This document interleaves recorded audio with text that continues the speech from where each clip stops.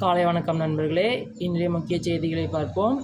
பாலஸ்தீனத்திற்கு 2 நாடுகளை தவிர அத்தனை நாடுகளுமே ஆதரவு தெரிவித்துள்ளது. ஆனால் இதில் உள்ளரசியல்தான் உள்ளது. நிஜமாலுமே அவங்களுக்கு விடுதலை எல்லாம் எதுவும் கிடையாது. இதுதான் நிதர்சனமான உண்மை.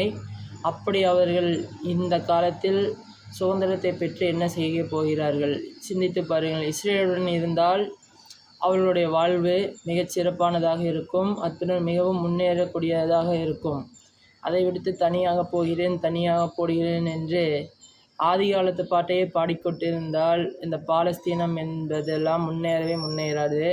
இதுவே இஸ்ரேலுடன் ஒன்றிணைந்தால் மிகப்பெரிய முன்னேற்றத்தை காணும். இஸ்ரேலுடன் என்னை பொறுத்த வரைக்கும் பாலஸ்தீனம், காசா, லெபனான் போன்ற நாடுகள் ஒன்றிணைய வேண்டும்.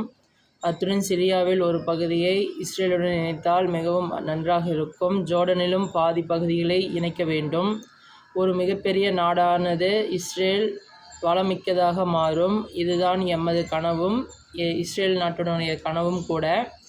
ஏனென்றால் ஒருங்கிணைந்த நாடே ஒருங்கிணைந்த வெற்றியை தரும். அவர்கள் மக்கள் குலத்திற்கு எதிரானவர்கள் அல்ல, அவர்கள் தீவிரவாதத்திற்குத்தான் எதிரானவர்கள் இஸ்ரேலியர்கள். ஏன் இஸ்ரேலியர்கள் பொதுமக்கள் மீது தாக்குதல் நடத்துகிறார்கள் என்ற ஒன்றை புரிந்து கொள்ளுங்கள்.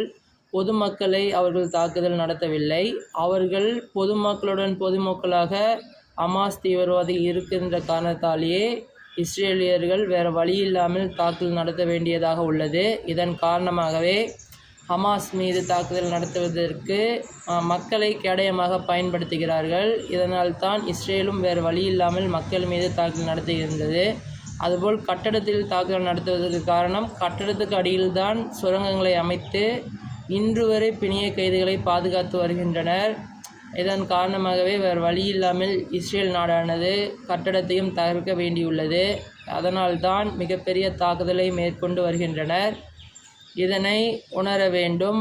இதற்கு உதாரணமாக பாகிஸ்தானில் எடுத்துக்கொள்ளுங்கள். சொந்த நாட்டு மீதே விமானங்கள் மூலியமாக தாக்குதல் நடத்தினார்கள். காரணம், தீவிரவாதிகள் மக்களுடன் மக்களாக இருக்கிறார்கள் என்று பாகிஸ்தான் இராணுவம் கூறுகிறது.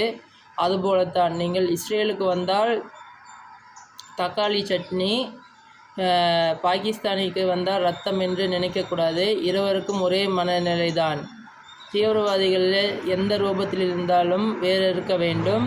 இதனை உலக மக்கள் புரிந்து கொள்ள வேண்டும். நன்றி, வணக்கம்.